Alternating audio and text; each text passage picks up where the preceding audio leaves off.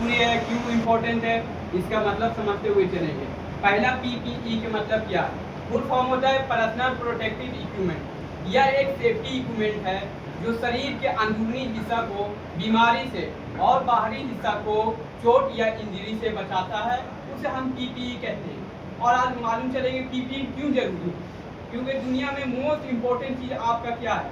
किसी के लिए पैसा, मनी, डायमंड होगा, मगर मोस्ट इम्पोर्टेंट चीज़ है हमारा शरीर।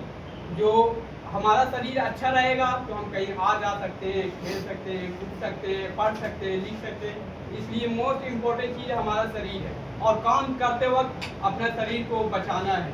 इसी को पीपीई बोलते हैं। पीपीई में क्या क्या आता है और क्या क्या करना चाहिए? सबसे पहला आता है हेलमेट।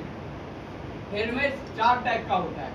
पहला फाइबर हेलमेट होता है जो कंस्ट्रक्शन में यूज किया जाता है, और दूसरा होता है इलेक्ट्रिक हेलमेट, पीवीसी हेलमेट जिसको बोलते हैं, यह इलेक्ट्रिक काम करते वक्त यूज किया जाता है। तीसरा होता है वेल्डिंग कैप हेलमेट। इस कैप का यूज वेल्डिंग करते समय इस कैप का यूज किया जाता है। और चौथा होता है क्रॉसिंग हेलमेट।